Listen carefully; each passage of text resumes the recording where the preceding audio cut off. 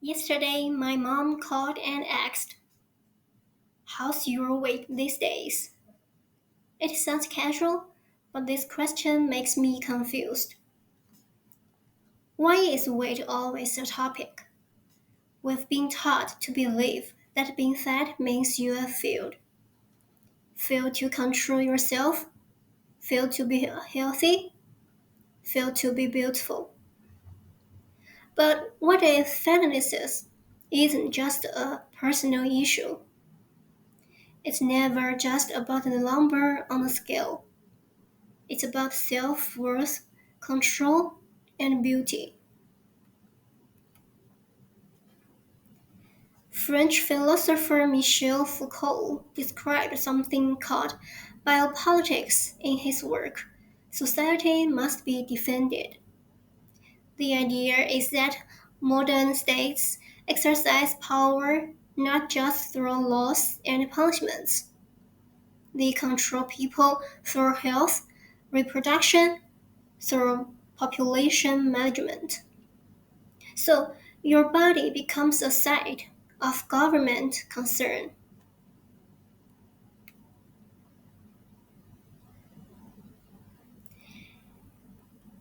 In the context of fatnesses, it is constructed as a public health problem, and governing bodies intervene through policies, discourses, and practice aimed at controlling it. In today's world, fatness is not just a medical issue, it is described as an epidemic, and it's a moral crisis. Fat people are seen as irresponsible, dangerous, and need to be transformed.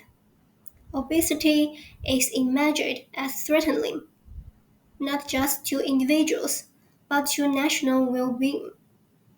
So again, fatness is not personal, it's governed and political.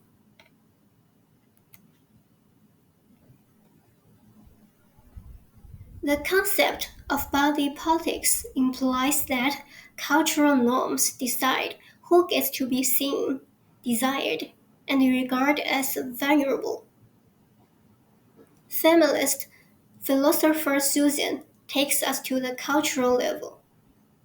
In her book, Unbearable Weight, she explains how fatness has become a symbol of failure, excess, and abnormality, especially for women.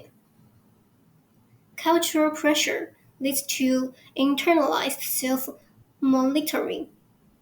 We self control, diet, restrict, not because we want to, but because we've been taught we have to.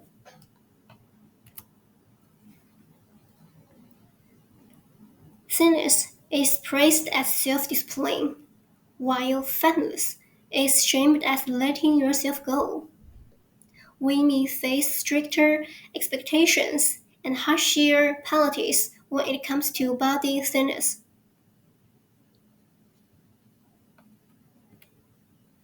So there is a chart. It estimated lifetime risk of high BMI during adulthood for women. Every year, the World Obesity Federation publishes a report warning a global obesity crisis. It talks about rising health costs, lower productivity, even economic loss. Obesity is described as a pandemic, but let's stop for a while and think what's missing in this narrative? They talk about bodies, but not about poverty, stigma, unequal access to care. These reports focus on numbers and risks, but rarely on dignity or lived experience. When fatness is labeled a threat, real people get dehumanized. One example is BMI, Body Mass Index. It clarifies people into four categories: underweight, normal, overweight, and obese. Sounds objective, right? But it's a tool of control. It flattens the complexity of human bodies into exact number, so we can see which group we truly belong. It tells where you belong and where you don't. How about in China? In 2023, China released a national policy report, the Blue Book, on obesity prevention and control. It calls for obesity prevention to be implemented throughout the entire cycle, from childhood to old age. That means your body is tracked, measured, and evaluated from the moment you enter school. And it also creates stigma, especially for young schoolgirls. They will know what their bodies should look like. But there is another way. The Health at Every Size movement offers a different vision. That weight does not determine health. Body diversity is natural. Health means holistic well being, not shrinking yourself. HAES promotes intuitive eating, joyful movement, and self respect. We do not need to be ashamed of our body and our figure. So it reminds us your health is not your weight, it's your life. I want to end with someone I admire, Joyce. She is a singer and actress in Hong Kong. She has been publicly fat shamed for years, and this picture is her with her mother.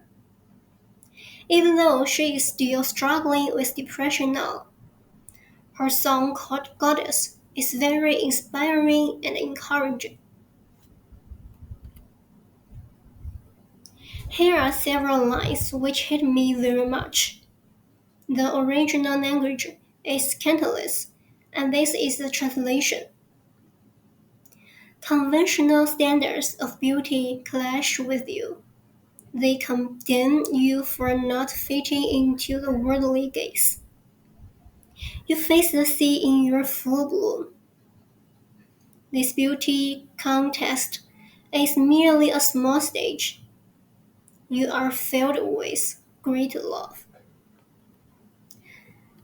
So in the end, let's enjoy her singing together. Her songs. 怒放的你面朝大海，這算你是個很小的舞台，你滿載大愛。